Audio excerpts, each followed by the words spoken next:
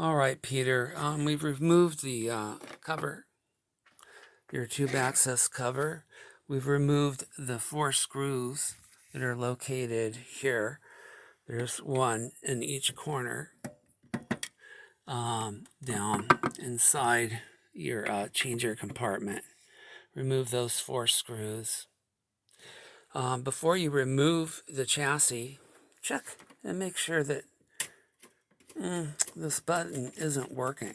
You want to make sure that there's a problem before we try to fix it.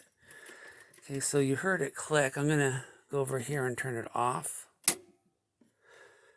Go out here and turn it on. Hear it click. You can turn it on and off here as well. You hear it click.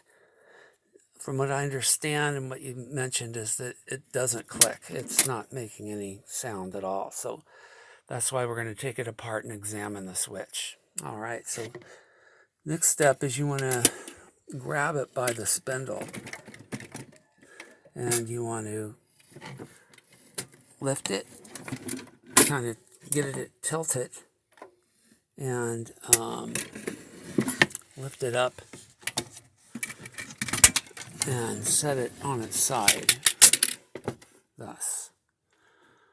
All right, so we just pulled it out of the cabinet and set it on its side. This is the mechanism for the switch. All right, here's the switch. And it's this linkage here that goes to the switch. The switch is located right here. And I'm suspecting that the switch is no longer mounted like it should be. So take a razor blade if it's still installed and remove this little clip. Remove the cover. These things may have fallen out during shipping, and that's why the switch fell out. And then there's this little ring. I'm going to remove that. Next, you want to loosen the wiring. You see there's a little clip here, and you just bend it up, and that'll loosen up your wiring. All right, now the switch should lift straight out if it's not out already. Wiring is kind of tight on this, so you want to make sure the wires are loose.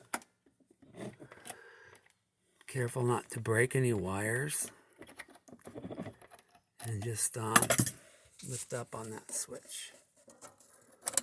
So chances are this is what you're looking at. The switch needs to be reinstalled. To reinstall it, you make sure that this little fork is not in the up position, but in the down position. All right. Then you want to slide.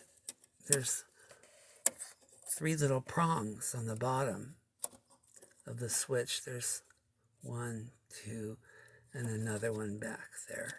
And they go in these slots. I'll point to them. There's 1,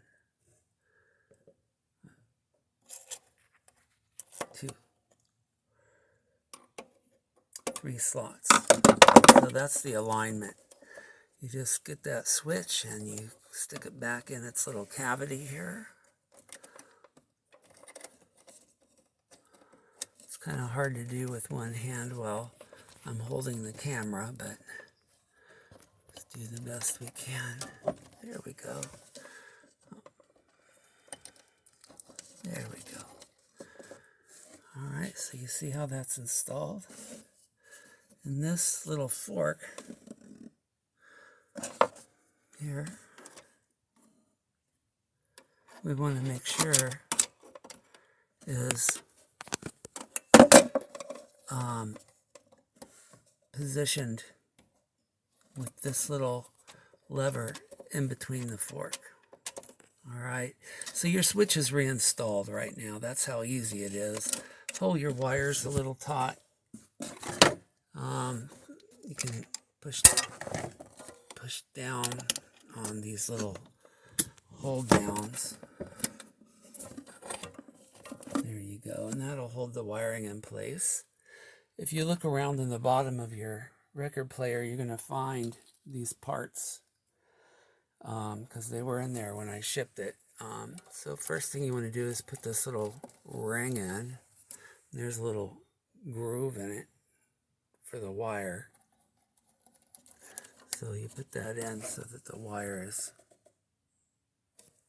bypassing that. And then you put the cover on. And then I dropped the little hold down clip.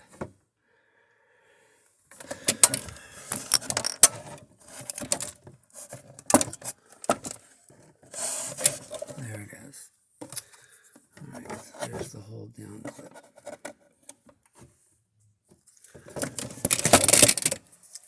So we're going to put the cover on.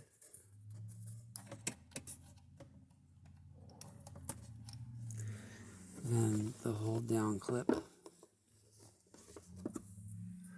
You just put it under that little edge and push it down, and it locks into place. Alright, so that's in place. Then you want to go over here to your on and off switch.